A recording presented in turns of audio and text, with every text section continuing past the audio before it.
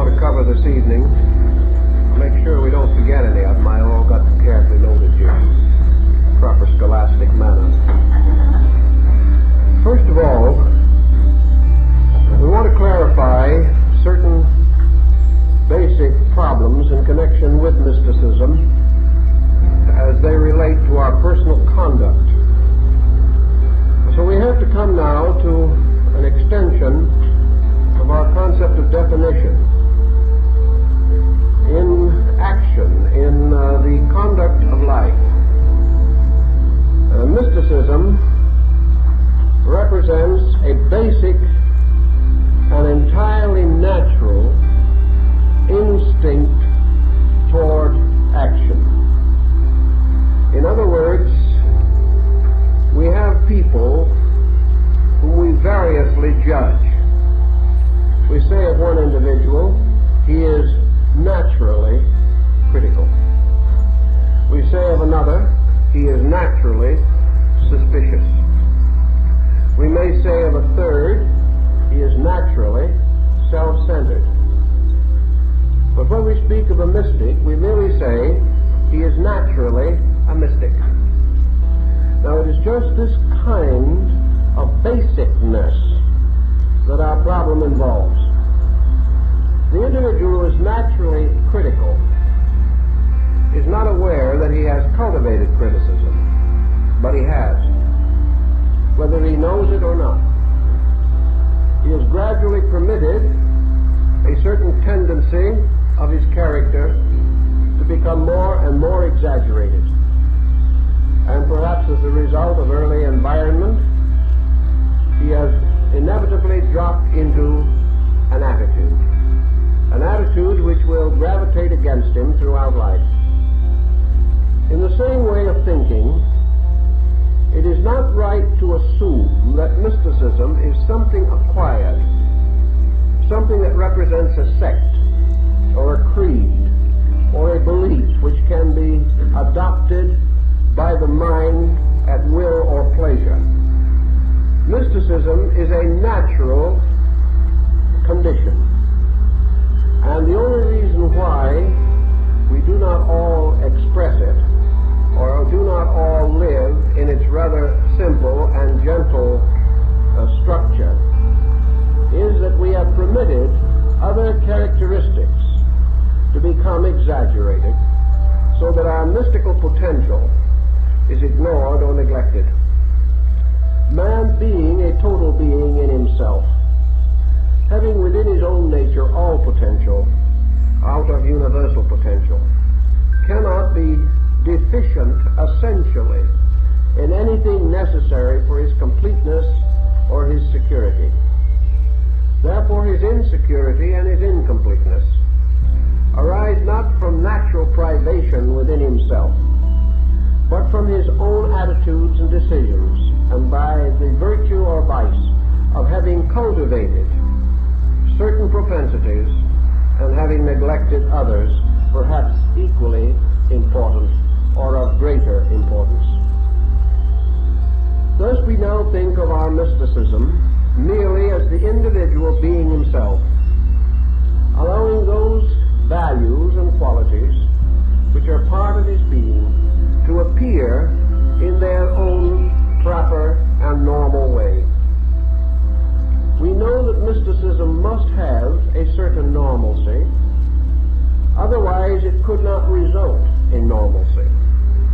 The individual cannot attain any security by departing from realities, but it is the mystic and those of similar interests or parallel courses of pursuit that attain security, whereas those with other attitudes, less constructive, less total, less unified, do not attain security.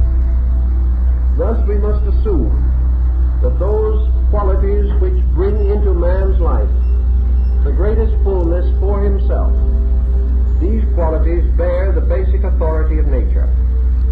For nature is continuously attempting to reveal to us those courses of procedure most likely to be constantly and universally beneficial. Now, as most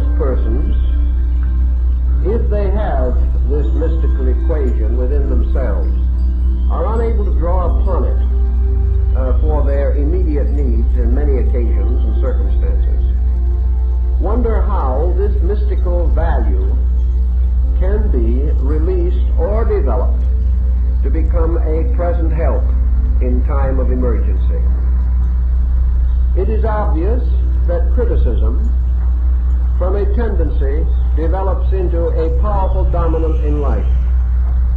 Mysticism from a tendency may also develop into a powerful dominant. But just as surely as criticism grows by exercise, so mysticism grows by exercise. And as certainly as criticism is strengthened by beholding around itself things which appear to deserve criticism, so mysticism grows and strengthens by observing around itself those things in which the mystical attributes are dominant or obvious.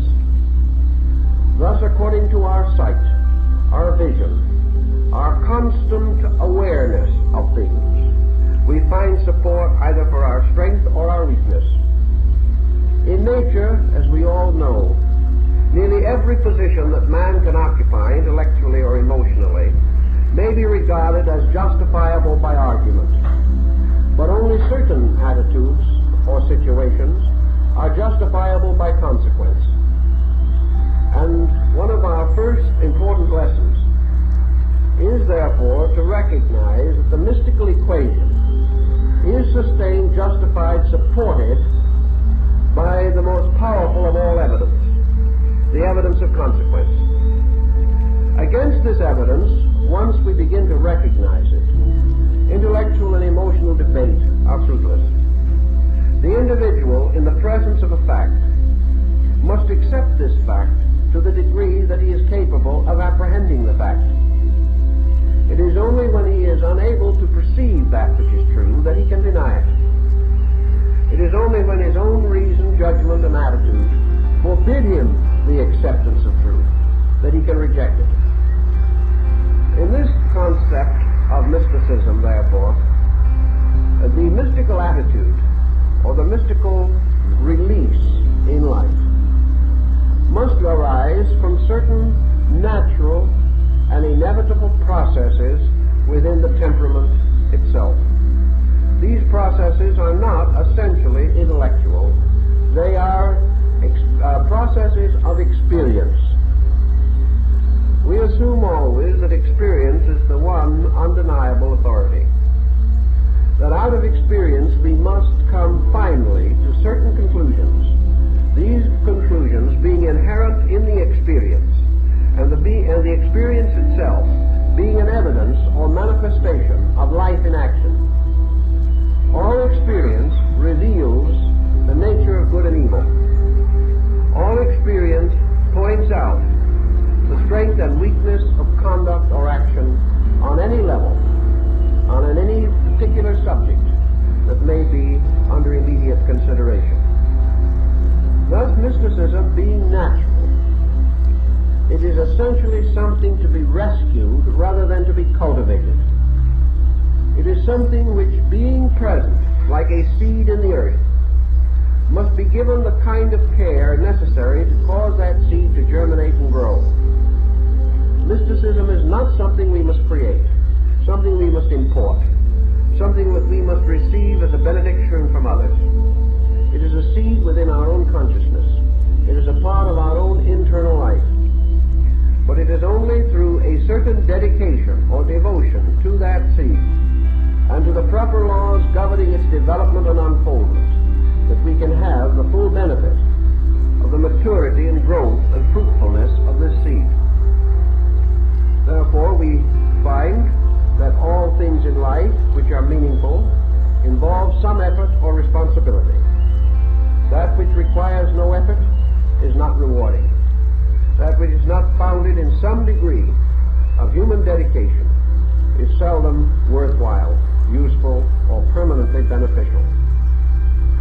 Thus, if we are anxious to release our own native mysticism, to experience it as a normal growth of ourselves, and therefore something which we need not defend, which need not be creedalized or sectarianized, but may be constantly available to us as a stream of living water rising from interior fountains of our natures.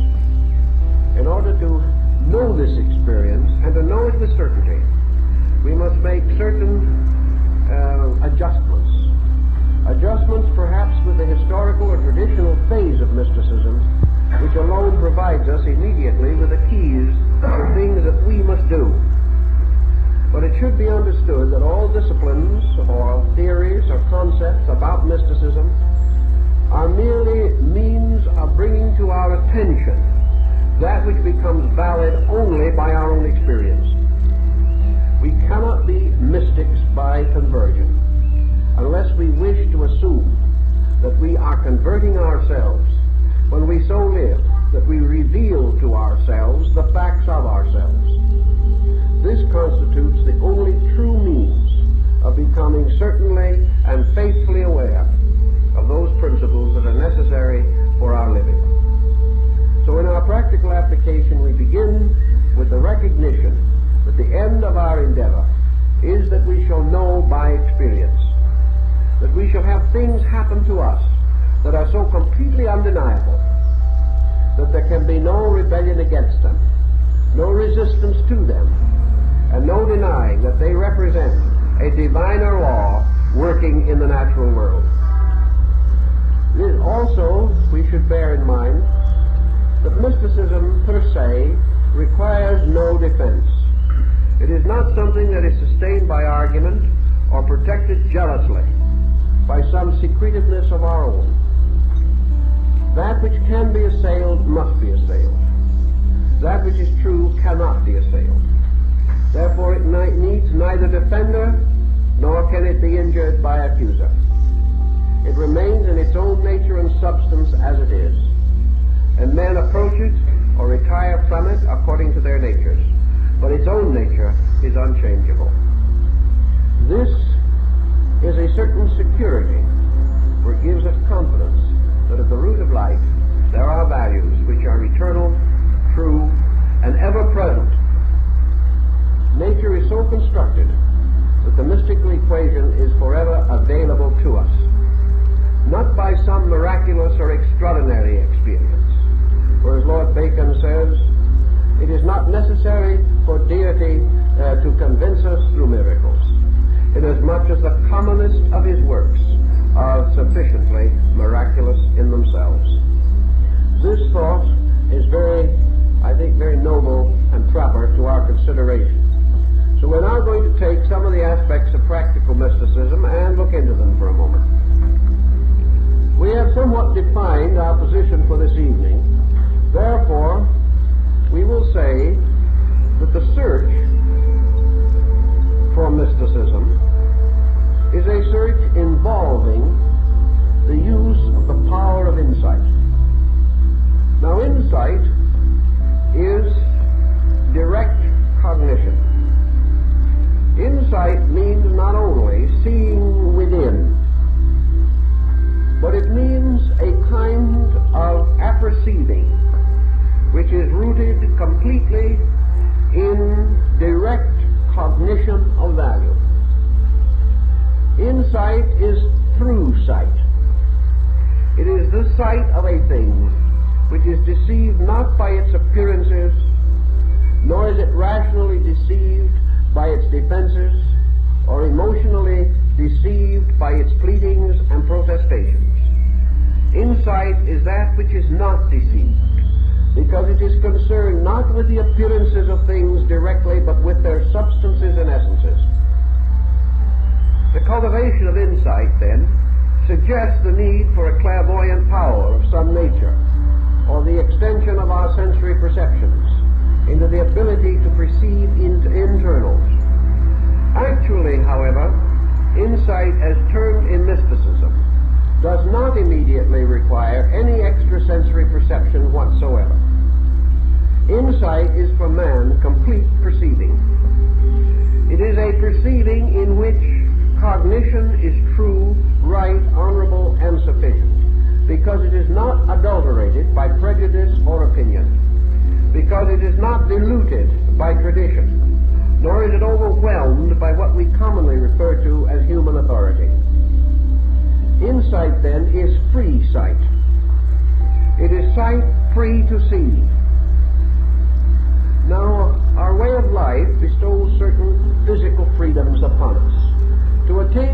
freedoms our ancestors fought gallantly, defending with their lives the right for physical freedom.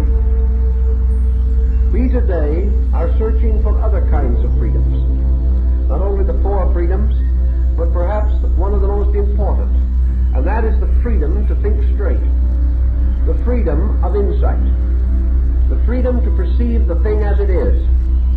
And against this great desired and reasonable and purposeful freedom, we have arrayed not only the prejudices of others, but the involved complicated mechanism of self-deceit.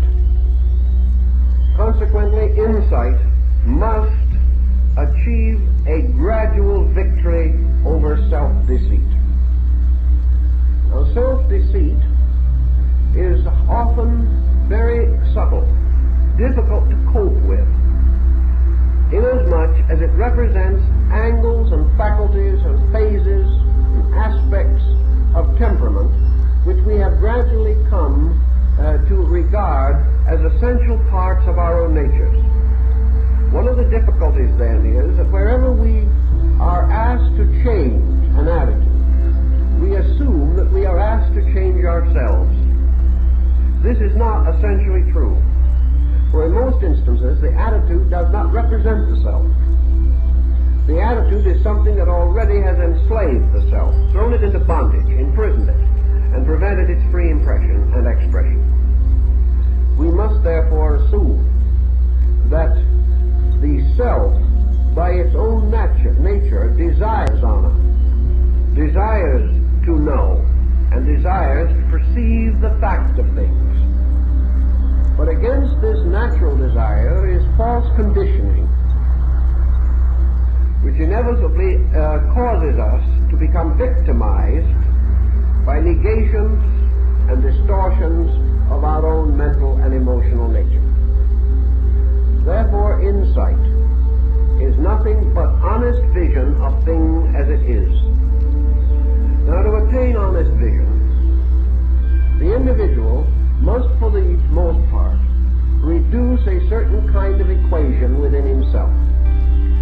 Honesty is not something that can be cultivated. You cannot say, day by day, in every way, I will be more and more honest. That might be an evident truism, but it is not sustainable in action. We cannot cause honesty to increase, because honesty is not something that has of itself the nature of increase. Honesty is something that is. And because it is, and because it is universal in its own nature, because it is everywhere, not more distant nor nearer, but all permeating and all penetrating, and because honesty of itself is unassailable, therefore can never be destroyed, never be corrupted, never be prevented from being itself.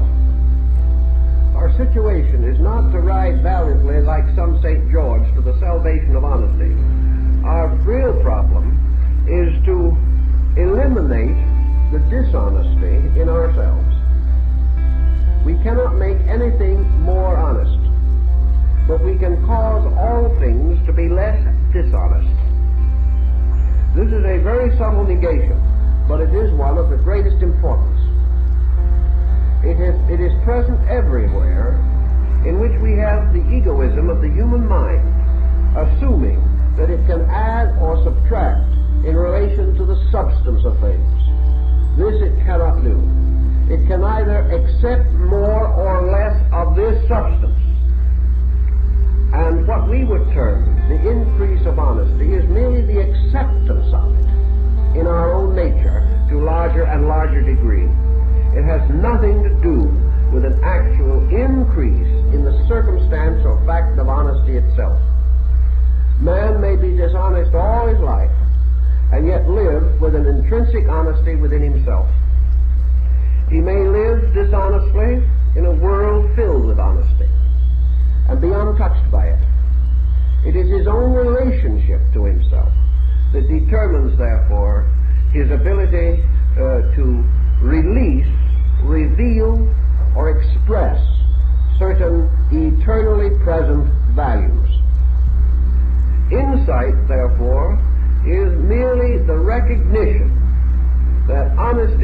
that which remains when dishonesty ceases. The individual who affirms that if he does not do wrong, he will do nothing, is not substantially correct. To cease doing wrong does not mean the end of action. It simply means the end of wrong action, or of the wrong use of action. The individual whose mind and emotions are no longer victims of error will then find an automatic release of virtue or correctness through his nature. We are blocked by our own limitations and by our own misinterpretations of values.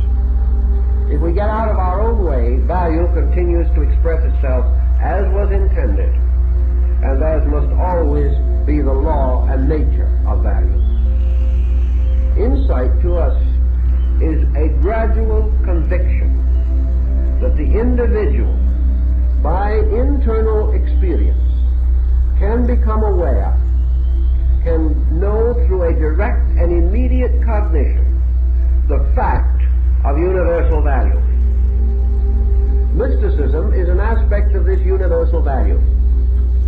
Mysticism is this value largely in terms of conduct and peculiarly applicable to human beings. The mystic is not a person who ceases all action, but who rather exchanges the grossness of conditioned action for a fuller value sense, in which his action becomes more significant, although quite possibly less violent.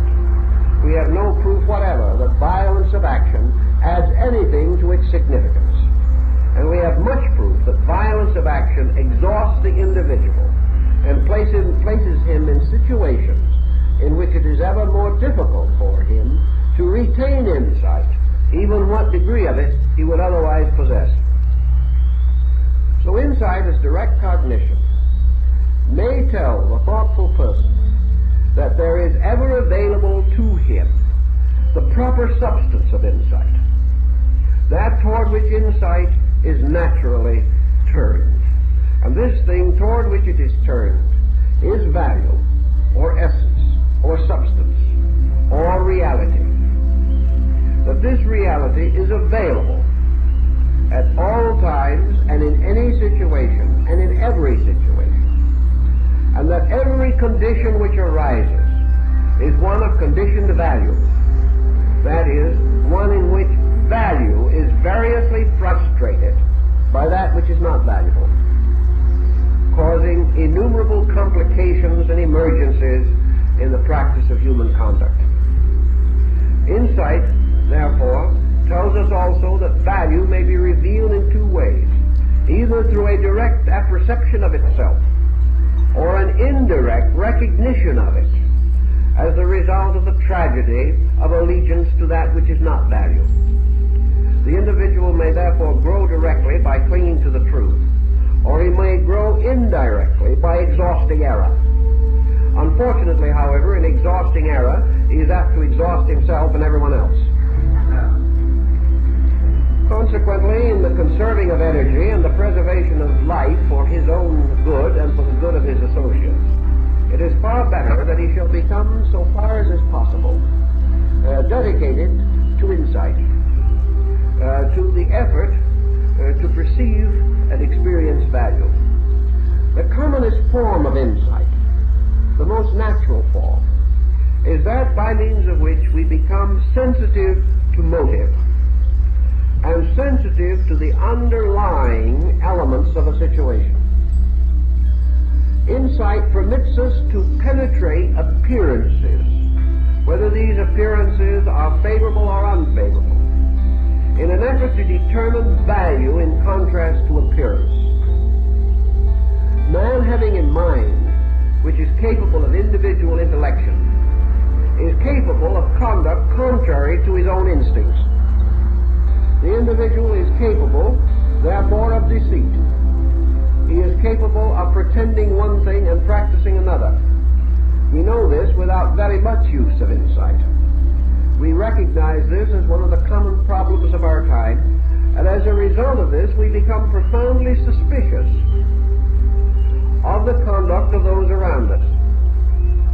Now, suspicion is by itself a negative value. It is something which, if maintained long enough, will produce detrimental effects upon the mental, emotional, and physical structure of man. Therefore, we must assume that in the natural plan of things, suspicion is not a virtue, that it is not a faculty that is given to man for his preservation. If it was, it would be used in this way without interfering with the basic integrity of the individual. If suspicion were a proper faculty, the individual would grow by the use of it. He would also find himself enjoying better and more continuous security because of this attitude. Such is not the case, and the history of suspicion, as it passes gradually into a clinical condition as mental disease, shows clearly that the only thing that suspicion rewards itself with is more suspicion, and that if this is allowed to pile up indefinitely, it becomes pathological. Thus, suspicion does not solve anything. Yet, says the person who has been gradually indoctrinated with suspicious attitudes by circumstances around him, how can we protect ourselves without being suspicious? How can we make certain that without suspicion we will not be exploited? How can we say that a dozen times we have been subjected to the deceit of others, and that we should approach these others a 13th time with a good hope and a cheerful countenance? This looks as though it is almost more than flesh can bear, and we are inclined to assume that the effort to do so is little short of ridiculous. It is as long as we approach with the same attitudes and with the same equipment that we approached before, and which attitude and equipment led to our immediate exploitation. Insight is not suspicion.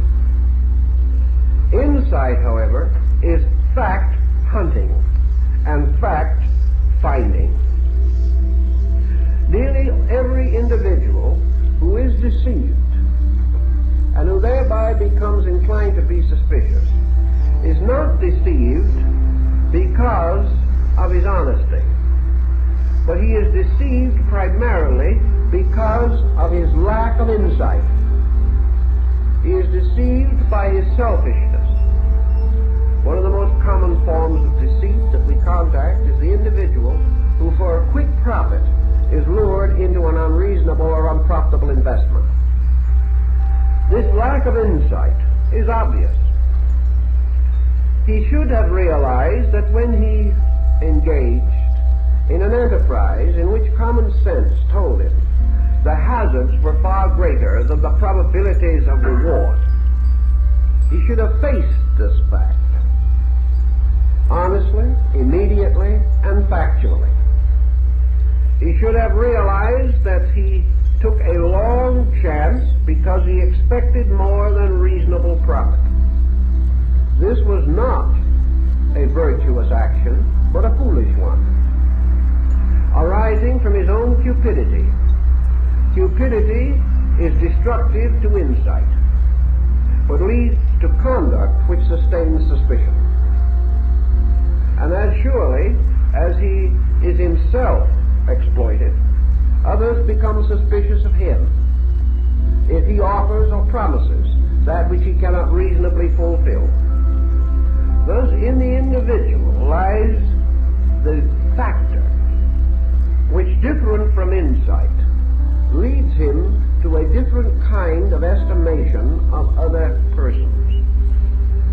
Criticism, suspicion, these attitudes are not the same as a factual analysis of the problem. A factual analysis depends entirely upon a non-emotional, impersonal recognition of value. The recognition of the abiding location of the fact of the matter.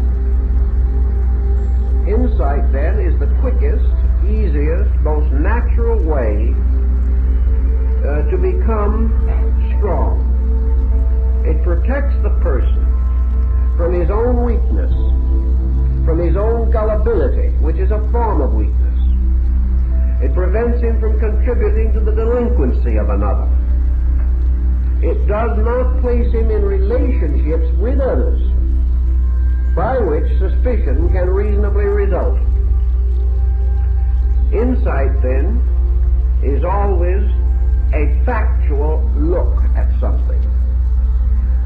Usually, facts have a certain charm about them. Facts are not, very often, truly bad. It is the failure to find the fact that results in what we call evil. The fact may be ridiculous, ludicrous, amusing. It may be entertaining. It may be everything that you can think of until it falls upon us to our detriment. And for it to do this, it must be misinterpreted and misapplied in our own lives. Insight can therefore begin with a proper evaluation of situations around us and a gradual releasing of our minds from these vast, unsemantic expressions of total acceptance and total discarding of things. Nothing is all this or all that. And the moment prejudice comes in, fact flies out the window. Insight is our quiet ability to penetrate all subterfuge and to perceive those obvious symptoms which never fail to be present. The only way we can be deceived is to close our eyes to obvious facts. And to close our eyes thus results in a penalizing. And when we have been penalized for several times, we are afraid that we will be penalized again. So we wander about waiting for the worst. Whereas the answer lies not in this procedure, but in simply opening our eyes, which have been closed through all the previous episodes. By the simple opening of our awareness, so that we become naturally and normally conscious of the inevitable associate factors, the symptoms which are never separate from any situation in life. Every situation is the result of causes which can be estimated. Every situation leads to effects which can be evaluated. And it is our failure to observe causes and evaluate effects. It is our failure to judge things by their values and their principles. This is the mistake, or the type of mistake, which leads us into most of our unpleasant situations. Insight is not something which you should sit down and say, this afternoon I will turn it on. And while I am turning it on, I will examine the condition which has arisen. Insight should be as natural to us as criticism. Insight should be the ability to see a little further into every stone wall than we have ever seen before. Insight should be an attitude toward observing things. It should be the power of the individual to accept more evidence, consciously and subconsciously, because he has not closed his attention to that evidence, because he has not willfully refused to see it, or has allowed some prejudice or attachment or detachment to stir his mind away from normal perception. Insight is clear sight because the sensory perceptions, normally and properly used, will carry with them into our consciousness, not only the immediate structure of things, but a certain aura of overtones.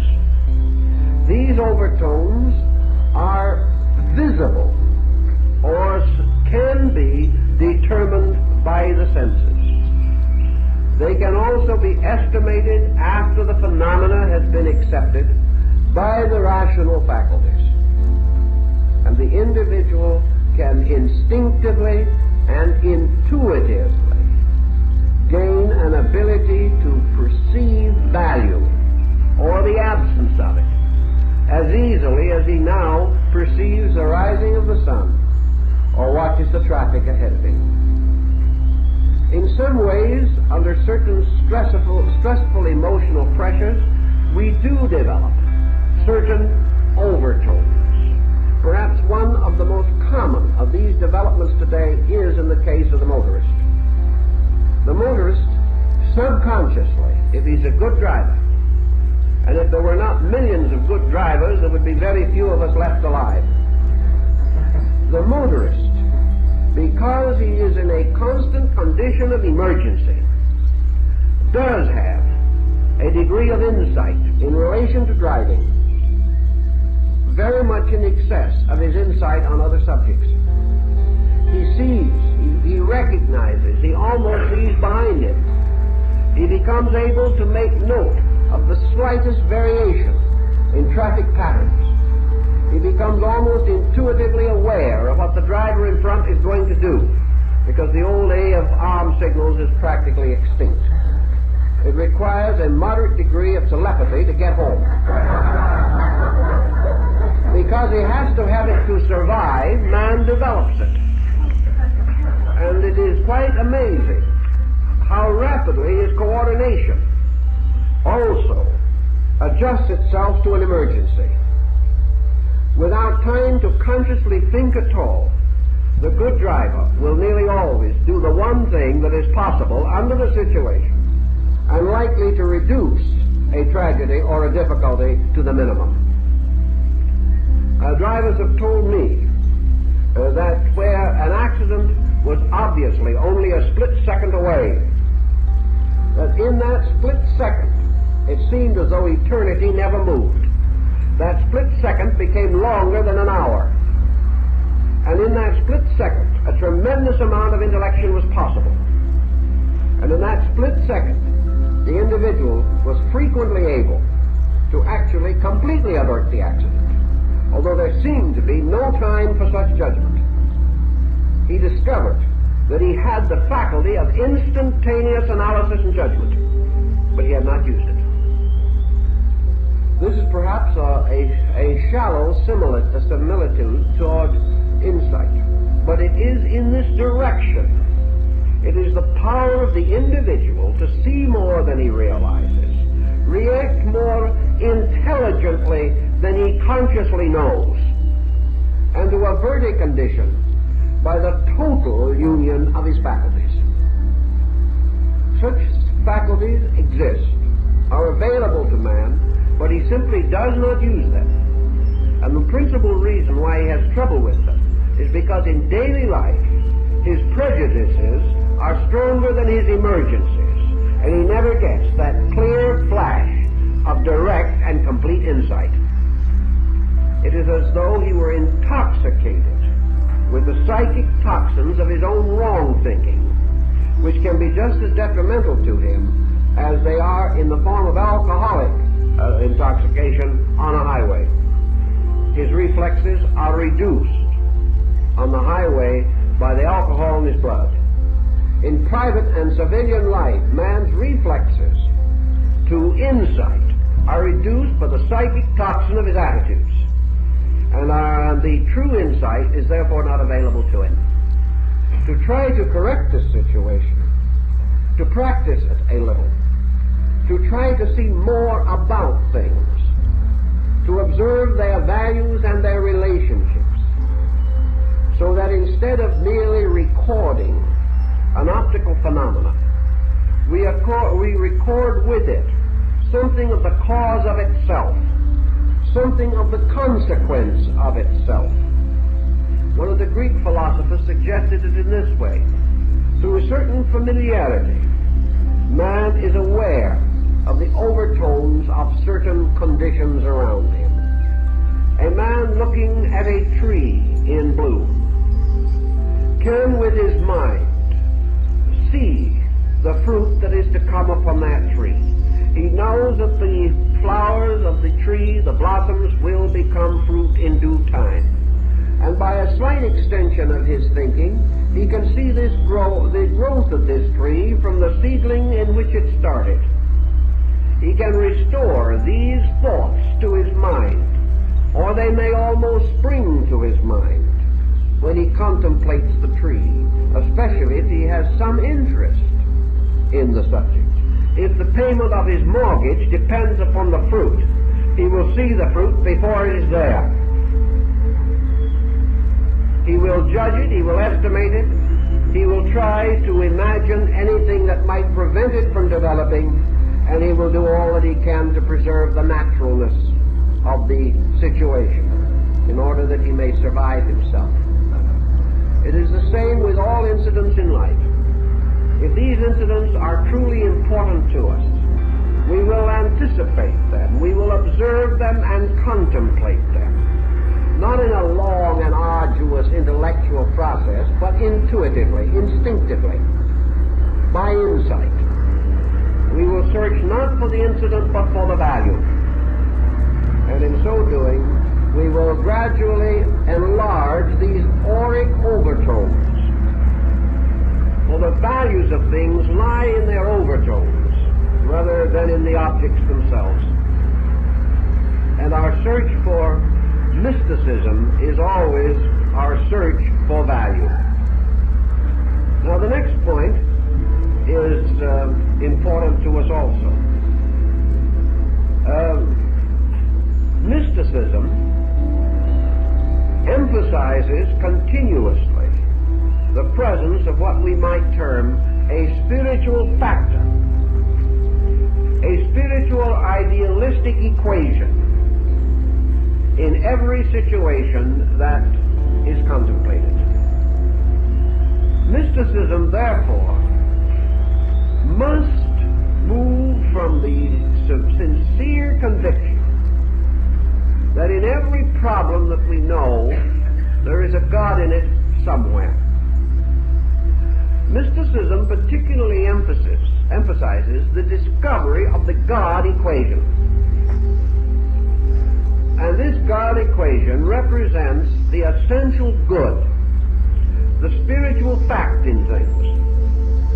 This is, however, not so valuable to us unless this emphasis has some practical meaning for us. It was true that the old Indian, the American Indian, saw God in fire and heard him in the wines. That is true. But we have to find our utility, our practical application of this principle. To affirm that there is a God in things is to affirm that there is a good in things, and also to affirm that all things have concealed within them somewhere a spiritual equation, which means an equation of value. This equation of value usually impacts itself upon our experience as the equation of lesson, of meaning, of that which it can help us to know, or to understand, or to attain, or to achieve, concerning which we were previously ignorant in some essential part or degree. Consequently, the spiritual essence of value for us in everything that occurs is instruction. The individual who is living to learn will have a far more significant and successful life than the individual who is merely living to gain. Gain is precarious in these times, and for each gain there must be a loss. Consequently, gain brings little, if any, actual security. On the other hand, the individual who lives for lesson, or at least very largely accepts lesson as an essential value in life can hardly have a life that is a failure. He can hardly resist the recognition of the magnificence of existence if he is willing to accept life as a way of learning. This does not mean that learning must be painful. We have come so completely and entirely to the conclusion that learning is a miserable and uncomfortable procedure that it is hard for us to conceive that learning can be beautiful, that learning can be good, and that learning can be important. If, therefore, in connection with our basic study, we take the attitude that learning is the spiritual equation in the things that we do, then we find a divine nature or insight in everything and about everything that is possible for us to understand and to know. If then, on this basis of thinking, we attempt to grasp the experience value of things, we do not have the difficulties in accepting life that would otherwise be present.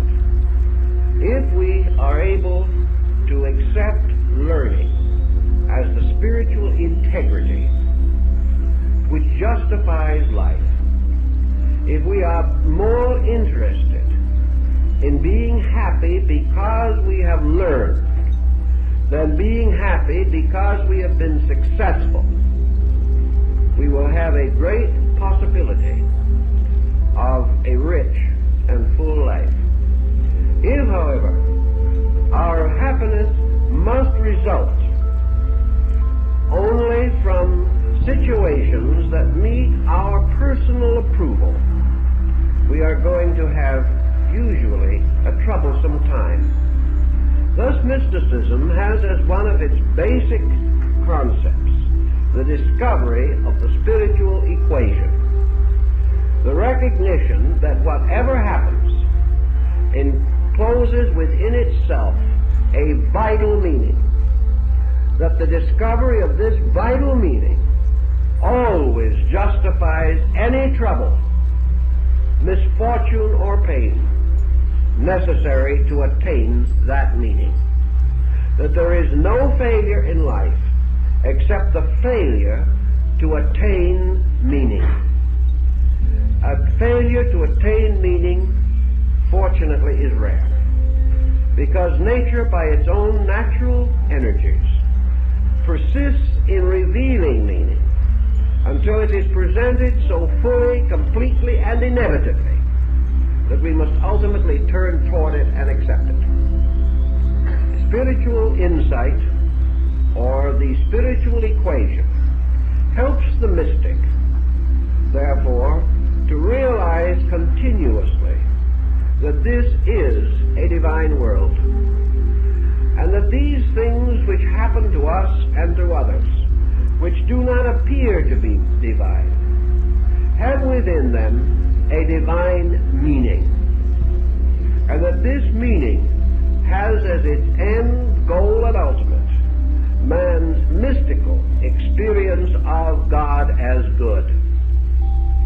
That out of all these things the person can achieve the victory of self over all circumstances that can arise, and that this victory in itself is made possible by man realizing that the word self, spelled with a capital S, is not only a symbol of our personal natures, but of the God self in us, by which all things are possible, including that degree of insight which is man's power to perceive that God, in the things that have burdened him, afflicted him, frightened him. This discovery is possible, and it is the mystic who, attempting sincerely and honorably, to find this equation, to know it, to recognize it, and to accept it into himself, relaxing with it or to it, and remembering, as all mystics must remember, that it is not man of himself that accomplishes these things, but as Jesus says, it is the Father in I that doeth the works. And it is part of the essential concept of mysticism to discover the spiritual equation, which simply means the equation in which it is the Father in us that doeth the works.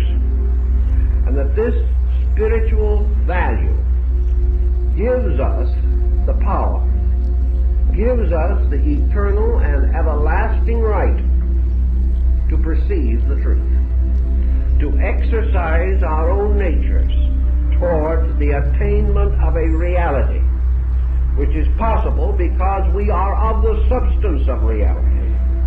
Were we not of this substance, we could not know it. But because we are of this substance, we can attain it through dedication, through relaxation away from error, from recovering from all self-pity and self-censure, and simply, quietly affirming that which mysticism has forever affirmed, namely the spiritual equation, which means the absolute justice in the substance of things, and that this justice has as its principal end that each human being, in the course of its natural growth and unfoldment, shall become aware of this justice, shall ultimately rejoice in this justice, and shall perceive in this justice the first and perfect testimony of the presence of God in all things. This concept, then, is the next point in our study of the mystical equation. The next factor that I want to speak of is mysticism as a way of binding what we know to what we do. This is a very important equation. Intellection can permit us to contemplate the most glorious and wonderful vistas of reality. Mysticism, however, is not a philosophy per se, nor a religion. Mysticism is a kind of action. Mysticism is therefore an active force, acting with instead of contrary to the large patterns of universal action. That which moves with life may not appear to move, because it moves with the total picture of things. But this is the most important and graceful motion of all, for it is motion in Tao, as the Chinese call it, or motion in infinite motion. And there's a great difference in the life of man between motion and commotion. Motion is a movement with life. Commotion is a shadow boxing with errors. Motion is therefore a flowing of life into its own natural and proper purposes and applications. Our mystical situation, then, shows that man has a kind of knowledge. Now, knowledge is a natural acquirement of man. Knowledge is the negative pole of this intuitive kind of insight. Knowledge is a learning about things, about conditions, involving arts and sciences and crafts and trades. Knowledge, however, is not as sterile as it seems to be, because knowledge to the mystic becomes in every instance another example of the presence of the divine in action. Therefore, the great mathematician says God geometrizes. He has found God in mathematics, as Baron Emanuel Swedenborg found him. The great physicist finds God in atoms. The great biologist finds God in tissue. The astronomer finds God in space. Everywhere, knowledge as we know it becomes a living witness and testimony to the presence of divine power. But the transformation of knowledge, so that man moves from this realization, if all knowledge reveals God, then the application of knowledge reveals worship. And to the mystic, worship may be therefore practiced in any field of learning, or in any department of living, or in any pursuit of man, so long as this pursuit is ennobled and enlightened by man's personal acceptance that this form of learning or this type of work or craft is a service to God and nature. If man is capable of recognizing the dignity of action, he realizes that all action is meditation. All work is prayer. And as the mystic Essenes of the Holy Land said 2,000 years ago, the perfect water of baptism is the sweat of human toil. These mystics worshipped through work. And one of the points of mysticism that is tremendously significant is the idea of bringing the element of worship into work. That worship is not apart from every other purpose of man, nor is worship a burdensome and heavy theological procedure. The Greeks, who were among the great theologians of all time, worshipped with laughter. Man worships through the joyous recognition of the presence of the divine power in all of his labors and his pursuits. The great artist sees in God the supreme artist. The great architect sees in deity the supreme artificer of all things. Therefore, the architect builds for the glory of God, unless the energy, the life, the God, the Father in him doeth the work. Man cannot raise his hand except that life energy in him raises that hand. And to the mystic, this life energy is the ever-present reflection or testimony to the availability of the divine power. So mysticism binds us to a new concept of life and religion. A very simple and natural one. Not a concept exaggerated or hypocritical or dramatic, but a simple concept that by the daily practice of the realization of the presence of the divine power in all things, man gradually increases in righteousness, increases in the interior beauty of his own life, and comes by degrees to that peace which truly surpasseth understanding. He does it not by great works or special achievements, but by ever mindfulness that when he reaches out his hand, it is the hand of God that he reaches out. And when with this hand he takes the hand of another, he takes into his own hand also the hand of God. This mystical exposition of things brings about the end of enmities and such disjointed relationships as afflict us and burden us. Yet there is no drama, no artificial sense of virtue. It is simply the forthrightness of a true and complete and substantial conviction that these things are true, and that by the practice of them their greater truth and utility will be inevitably demonstrated. For the individual, by these practices, is rewarded according to his works, and gains further reward because of extending capacities to perceive and apperceive these values working in himself.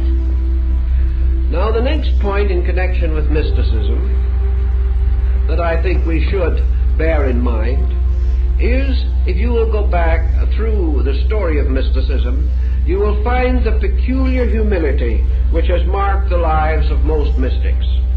This humility results from what has been termed introspection.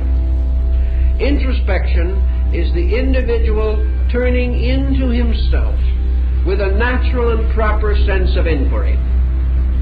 Introspection is the person examining himself with the same honesty and forthrightness with which he has sought to examine other circumstances. And as surely as in other circumstances he sought for the God and the truth in those circumstances, so turning his introspection into himself, he seeks also for the God and the truth within his own nature. The individual, the mystic, in his introspection becomes certainly aware, however, that there are two natures within him. One of these natures is essentially the cause of his trouble. The other nature is his hope of glory. The cause of his trouble lies in that disjointed or separated nature, which is represented as an intellectual entity, or an entity based upon its own selfness, or even its selfishness. Whereas behind and beyond this is the divine nature in man, having its root in the same divinity which all things commonly share in union and togetherness. Thus the mystic, turning in to himself, seeks not essentially and factually to be good to other people and to condemn himself, any more than he would be good to himself and condemn others on a different level of enlightenment. It is no more proper that we should belittle ourselves than that we should belittle others. It is no more reason why we as individuals should think of ourselves only as repentant sinners, any more than it is proper for us to think of ourselves only as arrogant fools. There is a proper and moderate attitude in all these matters. Actually, the individual who goes toward mysticism, because he practices introspection, becomes aware of the workings of the divine will through himself. He perceives his abilities, the flashes of genius which may have come to him. He becomes able to estimate more accurately his potentials. He knows what he should be doing and how he should be doing it. He recognizes the neglect which he has suffered at his own hands. He recognizes his tendencies to evasions and to unnecessary confusions and complexes. He recognizes the shortcomings of his disposition. He realizes natural tendencies to his suspicions and cruelties, to his condemnations and intolerances. These things, by introspection, he becomes more and more aware of, recognizing that in these faults he possesses within his own nature those faults which in the world around him most terrify him when they are possessed by others. He realizes also that in these common faults he shares life with others, that the very situations which he resents in them he is nurturing within himself. Thus a certain humility, a certain reasonableness of attitude must naturally result. But this does not mean constant self-condemnation, nor does it mean that we should be less mindful of the regeneration of our own natures than we are of trying to assist others for improvement. The great trouble in most cases is man's instinctive tendency to turn from himself, trying to reform or change others without giving adequate thought to the introspective process of recognizing his own relationship with others. At various stages in his mystical development, It may be that his great bridge between himself and others will be his faults. For these he will obviously share with others. And as he expects others to be patient with his shortcomings, so must he likewise be patient with theirs. Thus, instead of taking a position of arrogance, he, recognizing his own infirmities, becomes more companionable or more equal with others whose faults are likewise equal to his own. Out of this attitude, then, he gets away from the holier-than-thou position, which is always very unfortunate. He comes, rather, to a democracy of faults, in which we all live together, while we still abide in an autocracy of truths.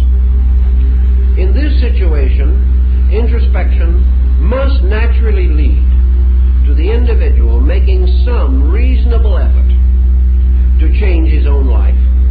Not by a violent effort, again, to overcome his vices and develop his virtues, but through this peculiar, intuitive insight.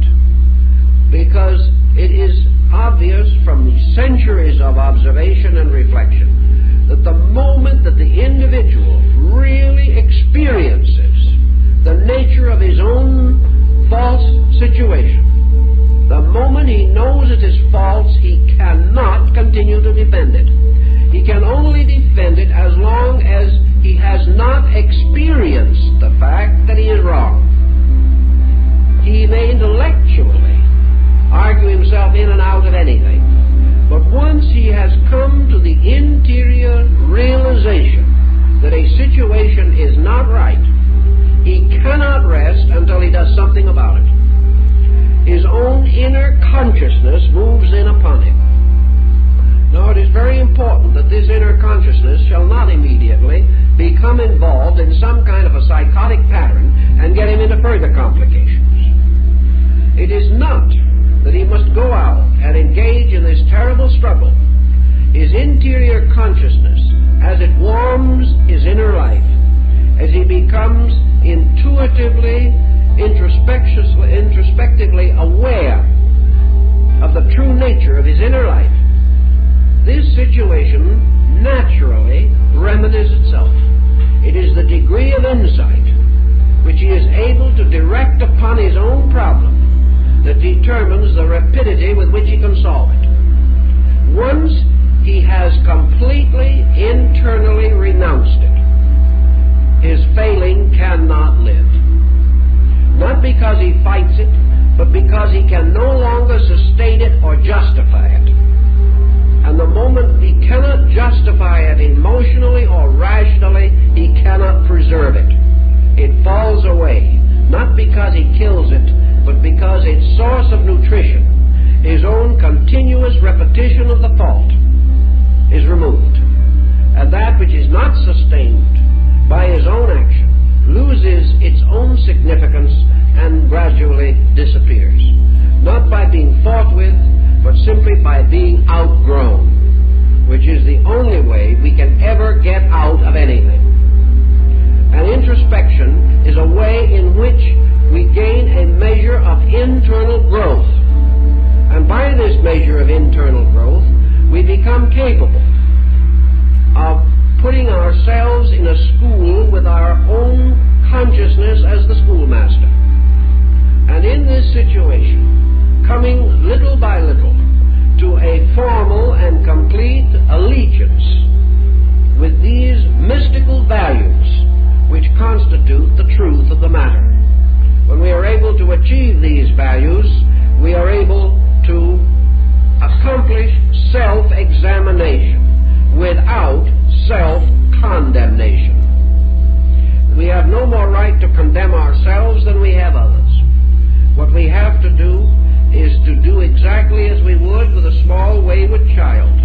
Having discovered its needs, these needs perhaps being within ourselves, we must do what is necessary to make sure that our own inner life is ordered and strengthened by such natural methods, such orderly and proper procedures, and such loving discipline as we will give to a small child in difficulty or in problem. Now, another important factor of mysticism is, of course, that it is highly idealistic. In practical standpoint, idealism is not quite the same as spirituality. Spirituality relates to the nature of a substance, for spirituality is that which is bestowed by spirit, or which exists by virtue of spirit, or which has its own root and substance in spirit, and is possible only because spirit exists. Idealism, on the other hand, represents a gradual maturing and enriching of man's interior comprehension. Idealism is a state resulting from the happy sublimation of man's emotional and mental life, and the gradual union of these two in a positive and normal psychic entity. This idealism, consequently, becomes a true realism. We oppose realism to idealism. This is a false opposition. It is not true in nature. Idealism actually is nothing but man's ability to apperceive that the inevitable good in things promises certain ends consistent with itself.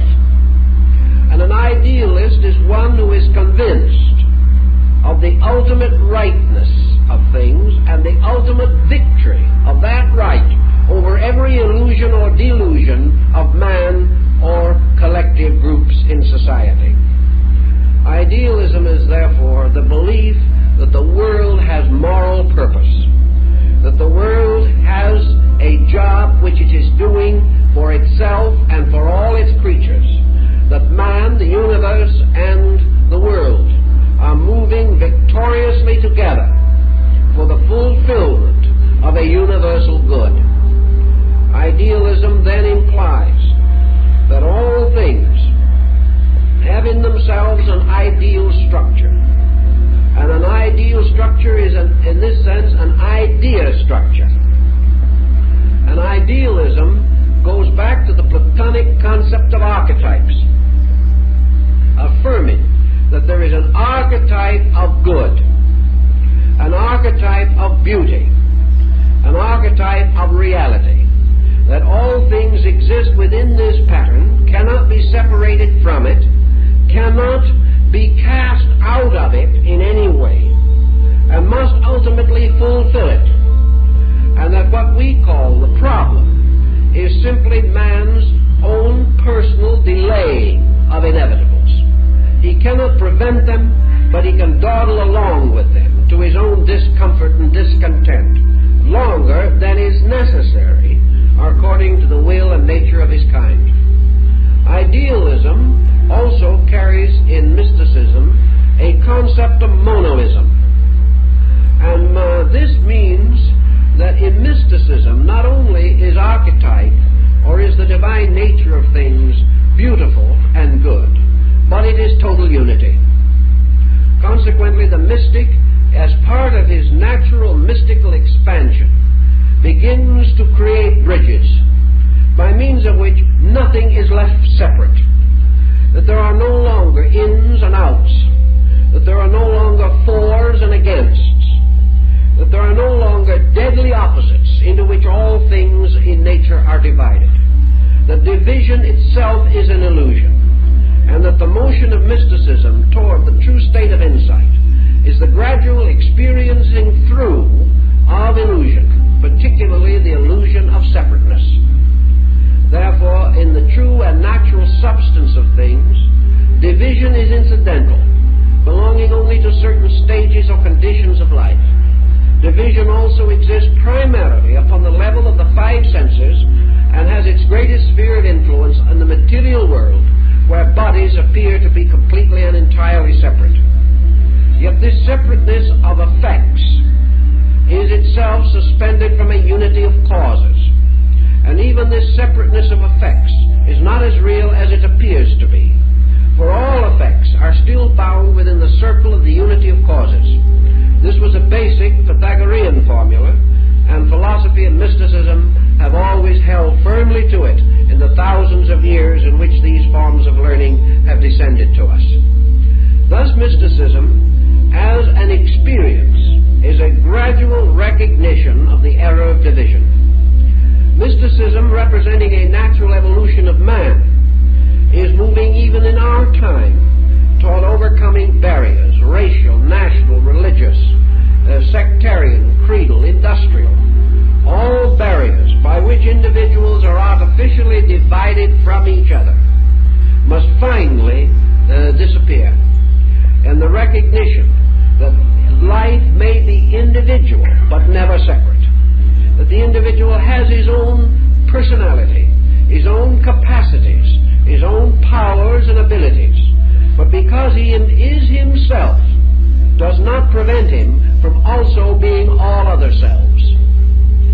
Thus, mysticism implies the absolute unity of God, that all so-called creative agencies exist within one divine nature, and that deity as the source of the eternal life of man, being undivided, this life in man is likewise undivided, and that therefore there is only one life, variously manifesting through an infinitude of evolving forms, but substantially and essentially one life. Because life is one, life cannot damage anything but itself. Life cannot be deceived out of anything but itself. Life can be suspicious of nothing but itself. It can be critical of nothing but itself. It can go to war on nothing but itself. Therefore, all of these pursuits are themselves illusionary, inasmuch as they are conflicts arising in the appearances of things, when the substance of these things can never enter into conflict, because it is indivisible, eternal, and one. This concept in mysticism leads again to a contribution to conduct. It assists us to a speedy and quick sympathy. It helps us to recognize the instinct to see in those in trouble ourselves in trouble. And the moment we create this, we have one of the simplest forms of mystical experience. If when we see an individual in trouble, we instinctively see ourselves in this place likewise, we will handle the situation perhaps with a little more understanding than otherwise would be possible. It does not mean that we will all, or any of us, can understand all things, but it gives a tendency toward a more simple, direct, and natural recognition of value. And by this recognition of value, a participation in unity.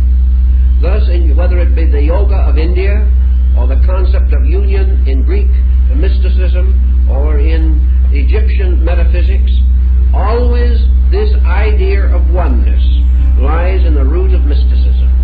And because of this oneness, being a law, being a value, being an eternal truth ever present in nature, man experiences a common participation in the divine love, in the divine wisdom, and in the divine law. Thus, there is no possibility of man being belittled out of his birthright. He cannot lose his birthright. He can only obscure it. It cannot be taken from him, but he can become unaware of it as one who sleeps. But if he awakens into the mystical apperception of this, he becomes, as St. Paul says, the firstborn of them that sleep. He becomes capable of awaking from the sleep of division into the waking fullness of realization of identity, of unity, of one purposeness. This he does not cultivate, does not rationalize, does not intellectualize. He merely experiences it by the very process of remaining receptive to the true motion of life within his own consciousness. These things flow in upon him if he will not obscure them by false attitudes, by means of which these experiences are forbidden to him by his own action and concept. The next point in mysticism that is important is a brief consideration of the contribution of intuition to the mystical apperceptive power. Intuition is a very important thing, dealing often and substantially with events and circumstances. But intuition is a dangerous thing also, for intuition can be so easily mistaken for other processes. It can be mistaken for the individual's own personal preferences coming out from within the subjective nature of himself. Intuition, therefore, in its trueness, must be cultivated. But that which is a pseudo-form of intuition must be also discerned, lest it afflict and burden the life and make the achievement of the final end more difficult than would otherwise be the case. By the cultivation of intuition, by the recognition of the intuitive faculty in man, we also come into the presence of a kind of apperception of the nature of consequences of things. Intuition is not what we might sometimes think it is, merely a faculty based in some metaphysical cause. Intuition is only a clear statement that every individual at all times knows more than he thinks he knows. Intuition means that there are faculties which he is using, the testimonies of which he is not consciously accepting. He also must realize that intuition means a penetration into value. And for the most part, it tells us that the human mind is divided into a surface structure and a submerged part. While the surface structure is most highly individualized with modern man, the submerged part is still a tremendous reservoir of receptive areas. And into this receptive field there flow stimuli which we do not consciously register. And while the mind on the surface of things is moving in one direction, perhaps to the fulfillment of its personal opinions and prejudices, there is a subjective layer that is already able to lend great help in the straightening out of confusing situations if the mind will accept this contribution. Often the mind consciously will not accept. Therefore, intuition may express itself through a series of extrasensory experiences in sleep, in vision, or through so-called clairvoyant or clairaudient revelations. But many of these so-called contributions from unknown space are actually arising from man's own larger nature, a nature submerged but real. The tying of the objective consciousness with intuition is more or less the reversal of the motion of knowledge in man. Our normal procedure is to accept stimuli from the outside, pass this stimuli through the sensory perception into the brain, where it is rationalized into a series of concepts or ideas. Mysticism affirms that through the practice of quietism, which is an essential mystical discipline, it is possible to relax this process so that the individual is not constantly rummaging his environment for stimulation, that gradually he can achieve a relaxation of the accumulating faculty of the mind. The mind, forever drawing to itself data, facts, and statistics, becomes hopelessly involved in analysis, comparison, and the critical processes which we have already mentioned.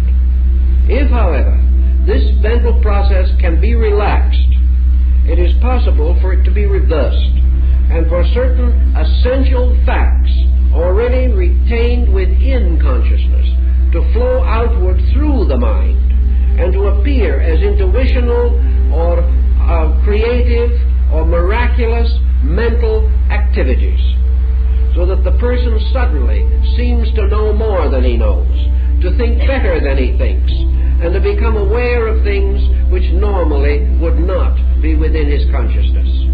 This means that this has been moved in from what Emerson might term the overself, from the collective superior part of his own nature, which is forever available to him, if he will relax the pressures of his personality and be receptive to it. The cultivation of intuition is the cultivation of observation plus reflection. It is the attunement of the outer senses to perceive the overtones of things immediately occurring, because this process of perceiving overtones is the source of our intuitional content. If we can bring this into conscious focus, then we have the availability of intuitional power immediately and at the time most suitable to prevent a false attitude from arising in the mind. If therefore we can become reflective upon overtones, upon small things, we can become truth detectives. A detective, whether it be a real one or such an imaginary creation as the genius of all time, Sherlock Holmes, a detective looks for clues. Clues are obvious things generally overlooked. Man is looking for clues to the mystery of life. Man is looking for clues to the facts of things and to the realities. And he is also searching industriously for a clue to a better way of life for himself and his kind. These clues are present. They are not impossible things. They are not miraculous. Nor does one have to be a clairvoyant to find them. It merely means trained observation of the phenomena, plus a natural, undistorted ability to contemplate that which is observed. Thus the person observing more and reflecting more wisely upon what is observed comes into a larger participation in the fact. And those who have not attained this will regard his achievements as miraculous, and they will be as astonishing to those who know him as Sherlock Holmes' magnificent examples of induction and deduction were ever baffling to poor old Dr. Watson. This baffledness was simply that Dr. Watson had eyes but saw not. Of course, he was a convenient foil for the infallible Holmes. But the principle is that we all overlook an equation. And if we are not sure whether we have overlooked something or not, there's always one way to prove it. If what happens appears to be unjust, we have overlooked something. And we might as well get to work on it. If the thing that happens appears to be a prime and inevitable cause of misery, we have overlooked something. And if the thing we have had occurs to us is totally and completely bad, we have overlooked something. Because nature does not function in this way. We have simply failed to see the more subtle clues. And if we saw those and reflected upon them, we would be able to restore the dignity of nature, the honor of man, and the divinity of God. It is merely that we have overlooked a vital factor. And this overlooking is what the mystic meant when he pointed out the tremendous need of the cultivation of the balance of observation, reflection, polarization in consciousness. That everything that we take in must be thoroughly digested. It is the part that we neglect to consider. It is the part that we cast aside through disinterest. It has something to do with our own prejudices which close us to the ability to see certain clues. And as we know, as great experts have said, there is no such a thing as a perfect crime. And there is no such a thing as an individual in a situation that is perfectly impossible. There has to be a hole in it somewhere. Now, there are crimes that have never been solved. And there are human situations that have not been solved. Not because they were not solvable, but because human ingenuity was not able to discover the correct clues. They are there. Man will not at this time discover them all. It is not supposed that he should, but it is that he shall become more observing and more reflecting, and by so doing remove the attitude of accident or unrighteous destiny with which so many persons afflict themselves and others. This idea that there is justice for others and no justice for themselves. This attitude shows we haven't noticed several important clues, and if we do not notice them, we will never solve the problem. The next point in mysticism has been already suggested, but we must carry it just a little further, and that is the relationship or polarization between analysis and synthesis. The synthetic does not mean the artificial, but for many persons a synthesis arising from intellectual speculation can be artificial. Synthesis, like mysticism itself, is an instinct. It is an instinct to put broken things together. It is not merely the instinct to find unity in all things. That we have already discussed under the idea of monoism in one of its essential forms. Synthesis is the tendency that we have to restore that which is broken. The tendency that we have to take the small parts of a beautiful thing and fit them together again, to preserve them. It perhaps lies behind the idea of the small child and the picture puzzle, which he tries to reassemble or in order that he may discover the true picture. In life, we have a handful of pieces, like a picture puzzle. And we are all children, and we're trying to put the picture puzzle together. And our real motive may be only to see what it looks like when we get through. But actually, this is not far from the circumstance which concerns us. For the picture cannot be complete while a single part is missing. And the picture that we must have of the purpose of life and the significance of the universe and our own participation in things cannot be perfect while pieces are missing. These pieces generally represent undeveloped faculties in our own consciousness, or neglected clues, or overlooked truths, or discarded facts which we have relinquished through prejudice. But whatever be the cause, the picture will never be fully revealed until we put all the parts together correctly. Life is largely concerned, therefore, with the effort to put the parts together, and we observe small children confronted psychologically with testings of this kind. And we observe that after a little while some of them become tired, and they simply take their hand and throw apart all the parts they have already put together. They just want no more of it. Other children painstakingly put the pieces together wrong, completely ignoring the fact that there is not the faintest resemblance of the fitting together as they should.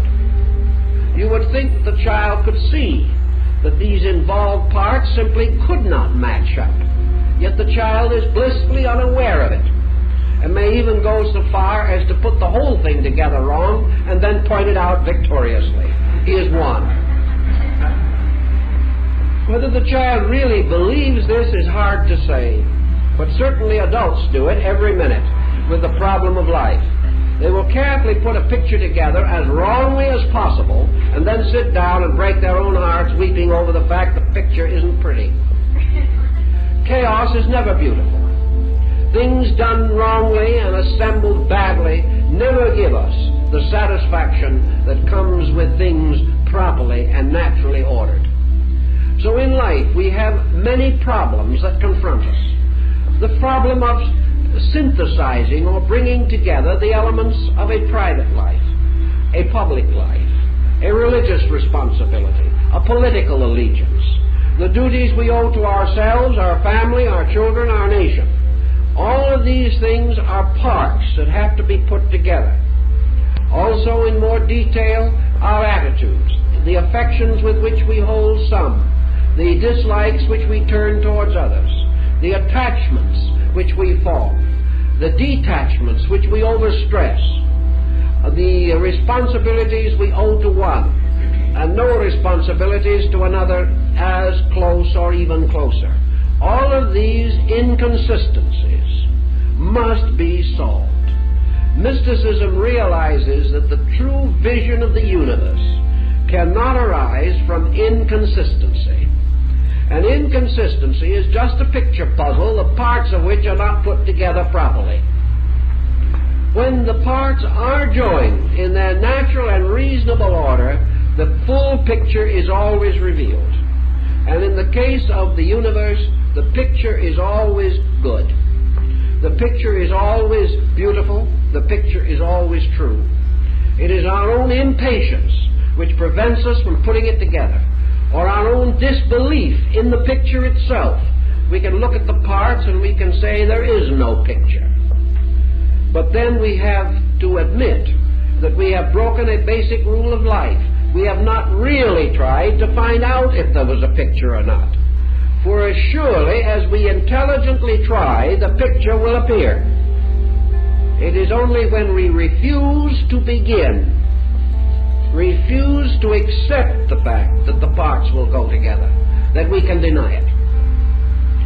This type of attitude is blindness, blindness to value, and for this there is no reward in nature. Mysticism, then, also is this problem of synthesis, this constant repairing of broken things, the instinctive desire of the individual to put things in order rather than to contribute to their disorder. The moment such an attitude arises in him, he will not gossip, because gossip separates and takes things apart. He will not exercise jealousy, for this is a dividing and destroying emotion. He will not follow lines of thought which are forever placing things in separate categories. He will not allow himself to become so partisan that he will be unable to recognize the common good. By degrees, he will find new and better ways to mend broken values, or broken relationships, or broken patterns in life, always realizing that in unity there is strength, and that in the mending of broken things, the individual reveals a certain sensitivity, a certain religious, spiritual value. For he is never more the servant of truth, he is never more worshiping God than when he is trying to mend or put together the broken things of life. In this there is a certain wonderful sympathy, wonderful understanding, and a wonderful peace and satisfaction that comes from the realization that we have taken things and made them whole, and have given a certain miraculous unity to the discords and fragments which have made up life. We become truly great magicians and wonder workers when we perform the miracle of restoring that which is broken and bringing it back into harmonious accord with the parts of itself. Thus we also constantly reveal the original shape, and when we put things together, their archetypes or their divine plans and designs become known and knowable to us. Now there's one more point that I want to make in connection with this subject of this evening, and that is the relationship of mysticism to authority. We have frequently mentioned that the mystic accepts the authority of the eternal internal. That mysticism is actually the recognition of the absolute authority of the divine will in the affairs of men. Mysticism, however, in this sense of authority, does take a certain attitude of the divine autocracy of things. The mystic realizes that while the universe is as near absolute justice as it is ever possible for man to conceive, that the entire universe is ruled over by unalterable and eternal principles and laws. The authority of these cannot be questioned, nor can the laws themselves be broken without a consequence consistent with the mistake or the evil or the weakness involved. Therefore, man lives in a universe in which he must accept the authority of the right, the authority of good over all other conditions, the authority of truth over error, the authority of spirit over matter, the authority of life over death, the authority of eternity over time.